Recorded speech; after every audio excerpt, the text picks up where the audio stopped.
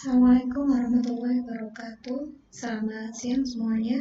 Perkenalkan, dengan saya Ibu Umi Khadijah. Unit saya adalah di S1 Teknik Informatika. Kebetulan semester ini saya diberi tanggung jawab oleh Biro Vokasi ya, BVTS, untuk mengampu mata kuliah setara di satu komputer, mata kuliahnya SPSS untuk prodi manajemen ya, kelas C dan kelas D, dan desain web yang kedua untuk prodi PIAO. Kalau semester yang sebelum-sebelumnya saya SPSS untuk teknik industri. Nah, sebelum kita mulai, karena ini pertemuan pertama saya ya dengan kalian, nanti akan ada tetap kita conference dengan Google Meet, tapi ini saya share video penjelasannya. Khawatirnya kalau lewat Google Meet atau conference gitu, terkadang terkendala wifi ya, jadi kadang ada putus, connect lagi putus, nggak jelas dan lain sebagainya. Maka tetap saya usahakan ada video ini supaya kamu bisa mendengarkan dan memperoleh pemahaman yang lebih jelas. Karena untuk pertemuan pertama, jadi kita tidak langsung praktek ke softwarenya, ke toolnya SPSS ya. Saya ingin menjelaskan sedikit tentang apa sih itu SPSS dan digunakan untuk menyelesaikan persoalan apa. Jadi analisis statistik ekonomi dan bisnis dengan SPSS. Yang pertama, supaya kamu mengenal terlebih dahulu konsep statistika. Jadi kata statistika itu berasal dari kata Latin ya, yaitu status, yang berarti negara. Kalau dalam bahasa Inggrisnya adalah state. Pada awalnya kata statistika itu diartikan sebagai keterangan-keterangan yang dibutuhkan oleh negara dan berguna bagi negara. Misalnya keterangan mengenai jumlah keluarga penduduk suatu negara, keterangan mengenai usia penduduk suatu negara, keterangan mengenai pekerjaan penduduk suatu negara, dan sebagainya. Nah, kemudian statistika itu dianggap sebagai sekumpulan angka-angka ya, di mana angka-angka itu kemudian diolah dengan metode sehingga kumpulan angka tersebut dapat berbicara atau memiliki makna.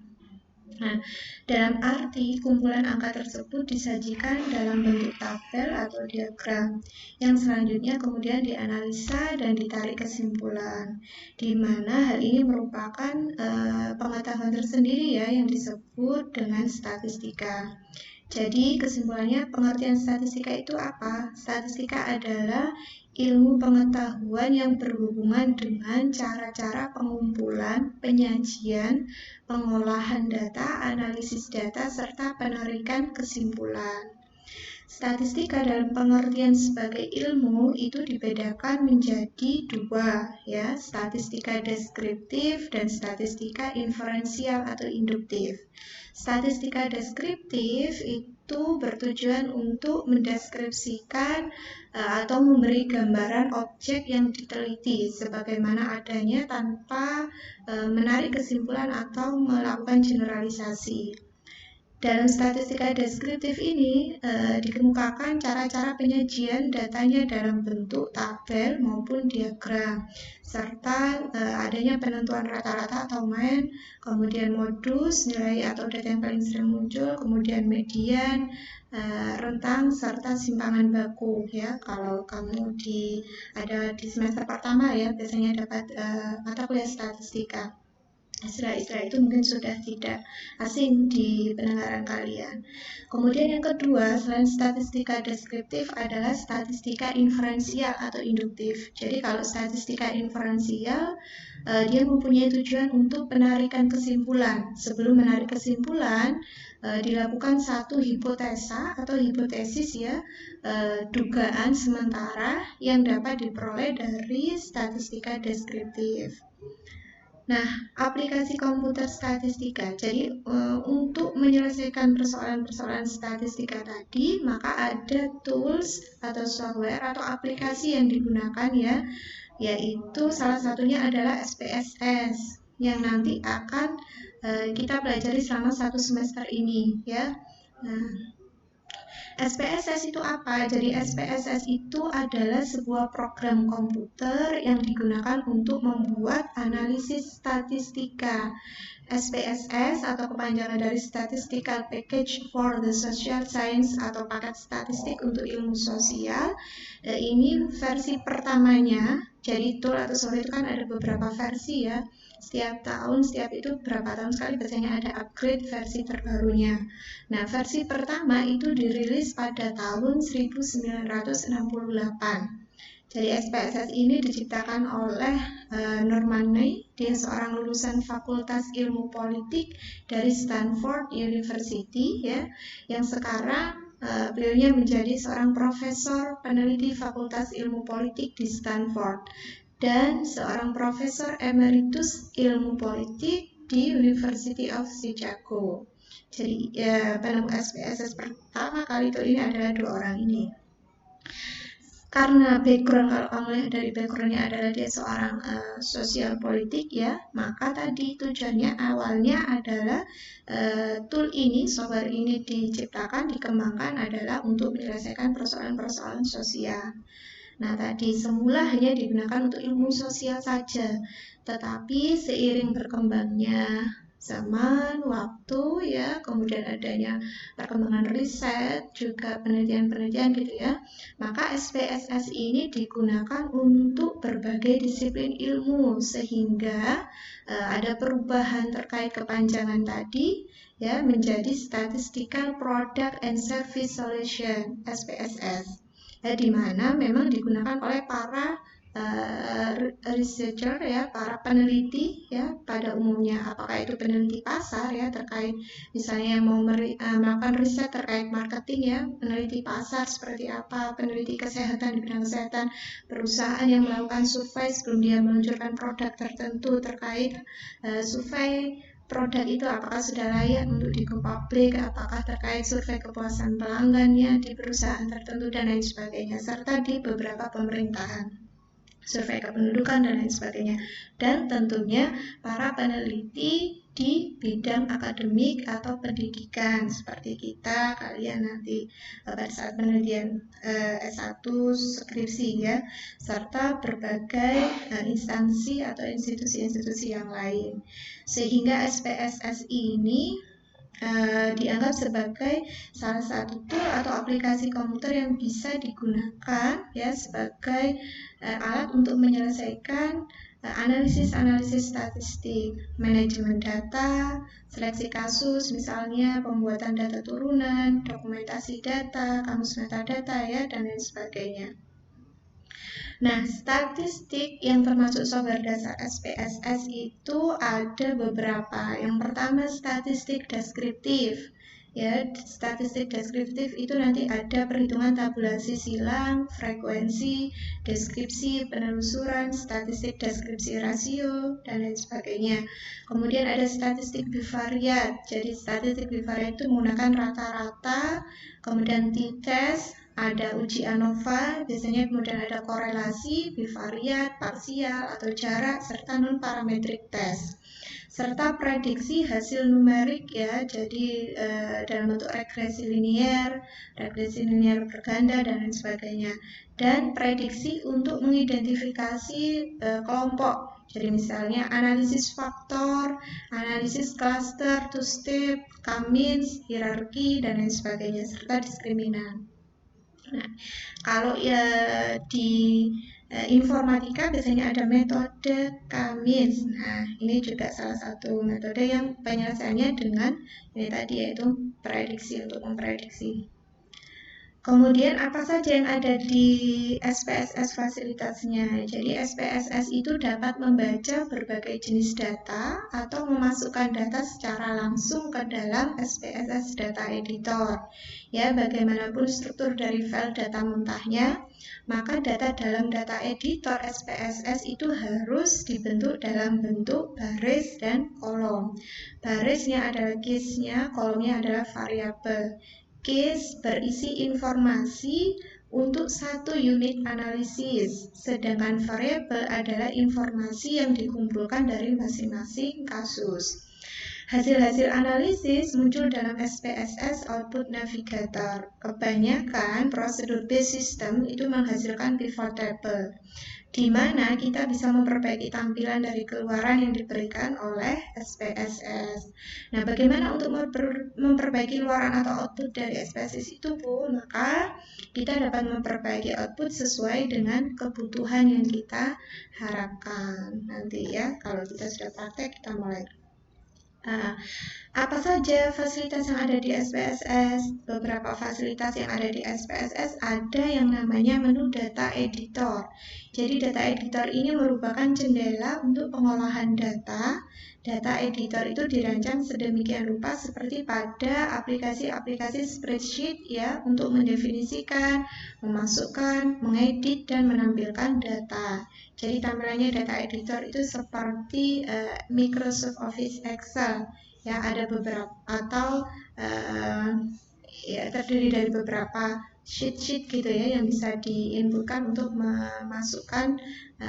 menginputkan data dalam bentuk numerik. Kemudian ada yang namanya viewer.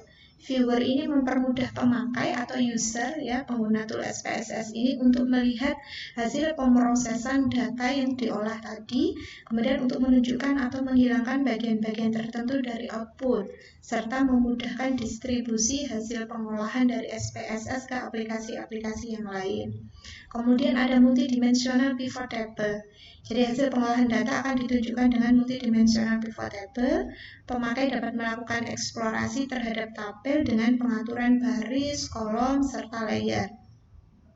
Pemakai juga dapat dengan mudah melakukan pengaturan kelompok data dengan melakukan splitting table sehingga hanya satu kelompok tertentu saja yang ditampilkan pada satu waktu. Itu yang disebut dengan multidimensional pivot table. Kemudian SPSS juga menyediakan fasilitas high resolution graphic. Jadi dengan kemampuan grafikal yang beresolusi tinggi, baik untuk menampilkan misalnya grafik dalam bentuk pie ya, atau grafik dalam bentuk bar, dalam bentuk bar chart, pie chart, kemudian histogram, scatter plot, atau 3D grafik gitu ya, grafik 3 dimensi itu sudah disediakan di fasilitas SPSS, di mana dengan tampilan-tampilan itu tadi akan lebih mudah dioperasikan dan lebih mudah bagi pemakai atau pengguna tool SPSS untuk menarik kesimpulan dari hasil olah data yang sudah diinputkan ke data editor tadi. Kemudian di SPSS juga ada fasilitas database access ya, jadi pemakai program ini dapat memperoleh kembali informasi dari sebuah database dengan menggunakan database wizard yang sudah disediakan. Kemudian ada data transformation, jadi fasilitas ini adalah membantu pengguna atau pemakai tool SPSS untuk memperoleh data yang sudah siap untuk dianalisis ya nanti. Nah, biasanya yang menggunakan tool SPSS ini adalah jika penelitiannya dalam bentuk kuantitatif. Jadi kan kalau di ilmu sosial itu kan penelitian itu ada kualitatif atau kuantitatif. Kalau kualitatif bisa misalnya dengan menyebar kuesioner, interview kepada responden dan lain sebagainya. Kemudian jawaban-jawaban dari responden itu lalu ditarik kesimpulan. Tetapi untuk yang kedua yaitu dengan data kuantitatif.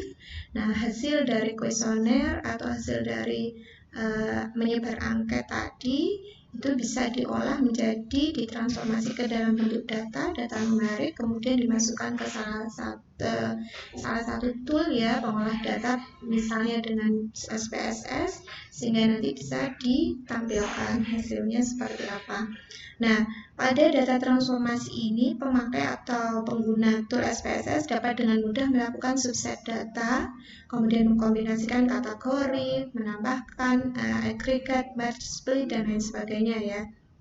Kemudian ada electronic distribution, jadi pengguna nanti dapat mengirimkan laporan secara elektronik menggunakan sebuah tombol pengiriman data email ya, atau melakukan ekspor tabel dan grafik ke dalam mode HTML. HTML ini adalah salah satu pemrograman ya, jadi hypertext markup language, di mana bisa mendukung distribusi melalui internet data itu. Kemudian ada fasilitas online hub, jadi SPSS menyediakan fasilitas online hub ini untuk membantu pemakai ya dalam mempermudah melakukan pekerjaannya. Jika ada kesulitan maka sudah ada guideline-nya pengoperasian SPSS secara detail. Jadi kalau nanti kamu misalnya ada sedikit kesulitan saya menggunakan SPSS ini, kamu bisa klik menu online hub-nya di situ dengan rinci dan detail akan dijelaskan beberapa guideline ya untuk menyelesaikan menu ini untuk apa, untuk digunakan apa, itu ada, tetapi dalam bahasa Inggris tentunya. Kemudian ada akses data tanpa tempat penyimpanan sementara. Jadi analisis web-file data yang sangat besar itu disimpan tanpa membutuhkan tempat penyimpanan sementara. Ya, hal ini berbeda dengan SPSS sebelum versi yang 11.5 di mana file data yang sangat besar itu masih dibuat sementara. Jadi filenya masih temporary. Tapi setelah ada perbaruan versi 11 ke atas itu sudah tidak ada temporary file. Sekarang yang terbaru versi berapa ya? Saya ini hanya ada versi 16, insya Allah ya. Nah, nanti kamu bisa download di Google ya, software SPSS itu kamu downloadnya disesuaikan dengan spesifikasi laptop yang kamu punya. Kan biasanya ada software SPSS versi berapa untuk Windows apa. Laptop kamu kebetulan instalannya Windows apa, apakah Windows 7, apakah Windows 8, apakah Windows 10, gitu ya. Nah, itu disesuaikan. Kemudian ada yang 32 bit, ada yang 64 bit. Jadi installnya disesuaikan dengan spesifikasi PC atau laptop yang kamu miliki. Kemudian ini ada interface dengan database relasional. Fasilitas ini jadi bisa menambah efisiensi dan memudahkan ketika mengekstrak data dan menganalisisnya dari database relasional, apakah itu dari SQL dan lain sebagainya. Kemudian ada analisis distribusi, kemudian ada multiple sesi dan ada mapping. Nah, konsep dasar dalam SPSS, jadi SPSS tadi merupakan paket program untuk mengolah dan menganalisis data. Maka untuk menjalankan program ini terlebih dahulu harus dipersiapkan data yang akan diolah ya. Jadi datanya sudah ada, kemudian nanti tinggal di-entry, diinputkan di SPSS, lalu kita tinggal menganalisisnya dengan beberapa metode yang ada.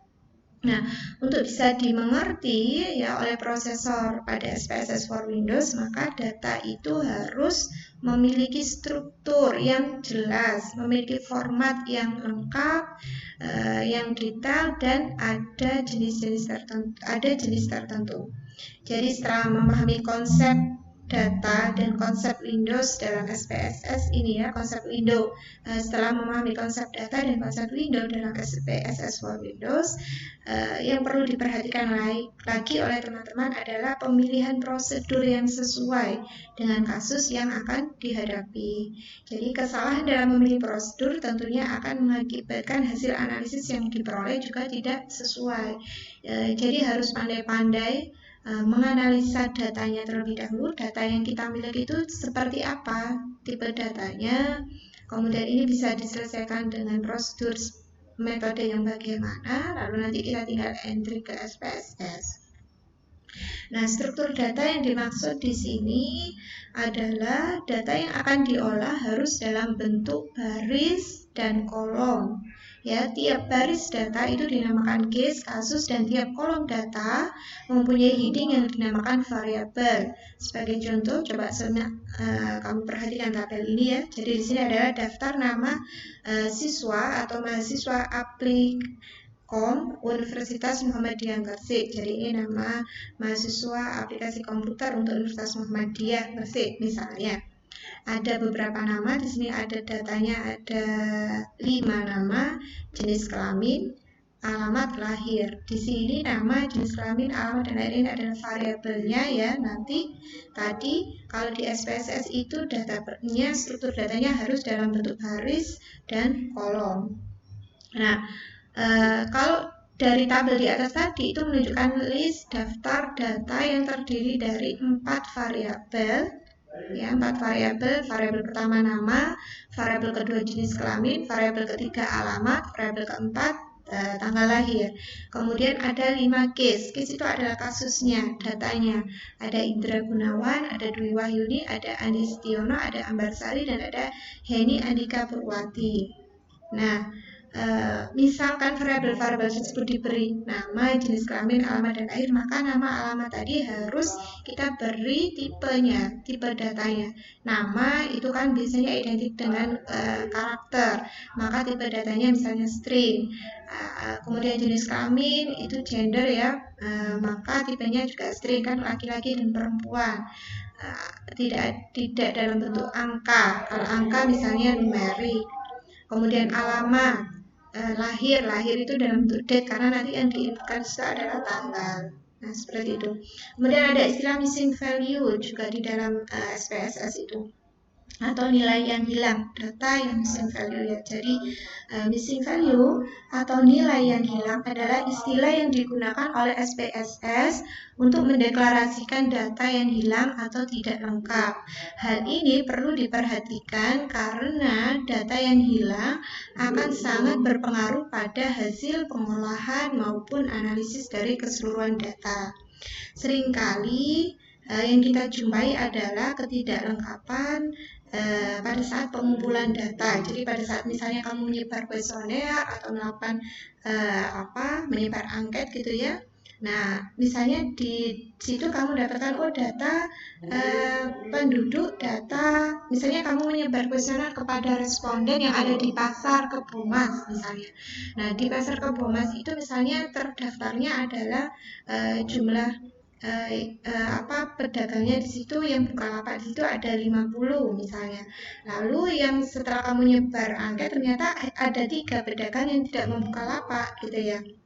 Nah, bagi surveyor untuk memenuhi melengkapi data itu supaya tidak sampai ada data yang hilang, missing value tadi, maka bisa kita isi ketiga data pelapak yang tidak membuka tadi diisikan dengan 0, dideklarasikan dengan 0, diisikan dengan datanya adalah 0 dengan deklarasi sebagai missing value supaya tetap case-nya itu complete, lengkap. Meskipun sebenarnya yang valid dari 50 data itu yang valid adalah 47 karena memang 47 itu yang hadir.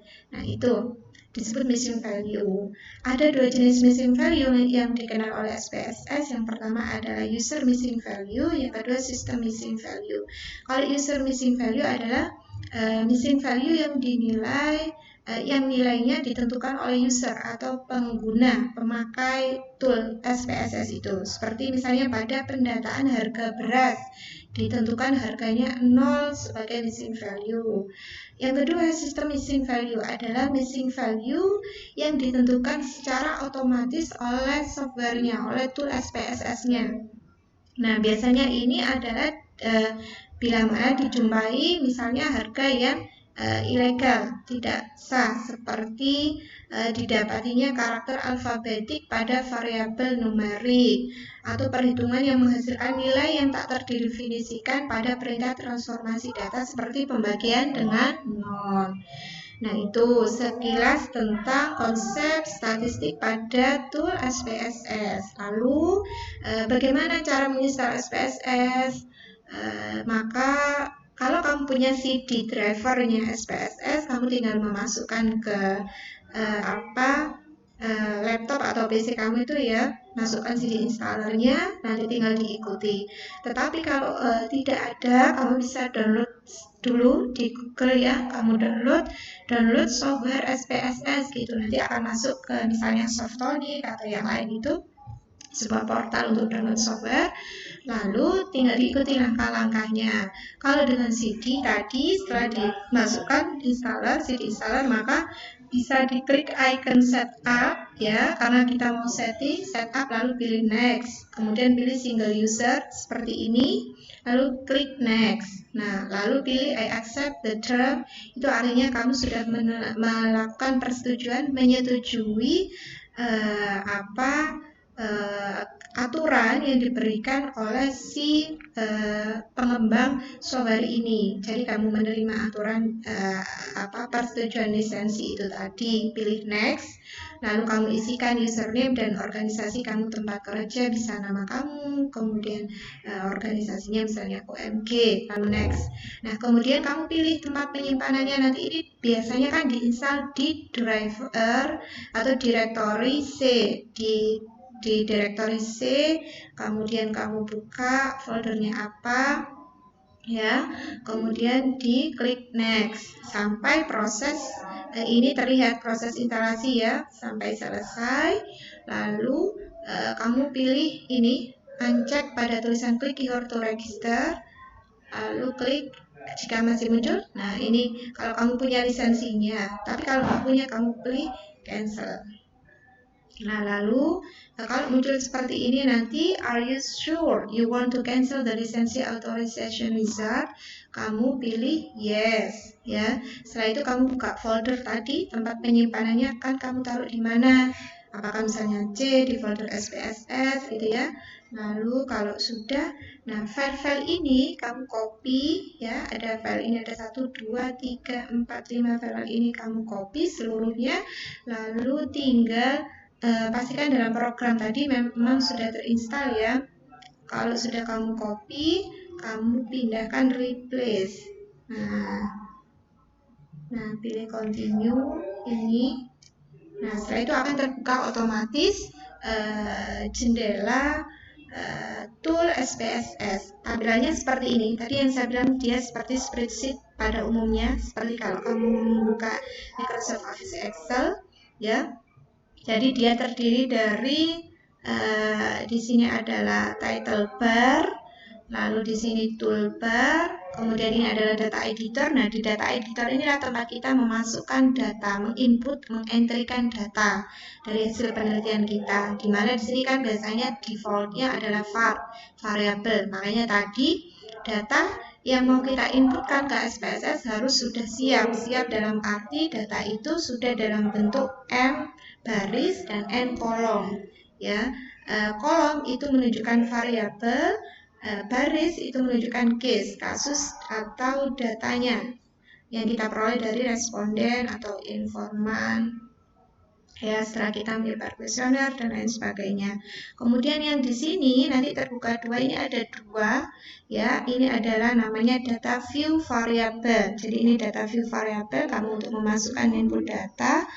Nah, yang satunya adalah variable view. Nanti hasil tampilan jendela ketika kamu hasilnya seperti apa. Nah, ada 12 menu utama yang dimiliki oleh SPSS ya. Di sini ada file, ada edit, dan lain sebagainya. Ini nanti kamu bisa baca digunakan untuk apa. Ada file, edit, view, data. Sambil nanti kita praktek ya di pertemuan berikutnya. Catatan yang perlu diperhatikan adalah untuk setiap window yang sudah dibuka di SPSS, biasanya pasti akan ditanyakan apakah Anda mau menyimpan atau mengakhiri sesi jendela pengolahan data itu. Kalau memang mau mengakhiri ya tanpa harus disimpan, maka pilih no. Tapi kalau mau mengakhiri dan mau menyimpan hasil olah data itu, maka pilih yes ya, supaya tersimpan hasilnya. Nah, itu saja penjelasan dari saya untuk pertemuan pertama ini. Jadi sedikit konsep tentang statistik ekonomi ya, untuk statistik dengan tool SPSS ini. Lalu minggu depan kita sudah mulai praktek input. Jadi di minggu pertama ini penjelasannya, nanti kamu sambil download, kamu install. Minggu depan kita mulai langsung saya jelaskan materi sedikit, kemudian kita langsung praktek, ada contoh soal, dan kamu ikuti tahapan pengerjaannya. Kalau ada pertanyaan, langsung silakan ditanyakan, tuliskan di kolom komentar saya di channel YouTube saya, atau bisa juga di message di e-learning kita di spada.umg.ac.id. Saya akhiri, mohon maaf kalau ada kesalahan. Assalamualaikum warahmatullahi wabarakatuh.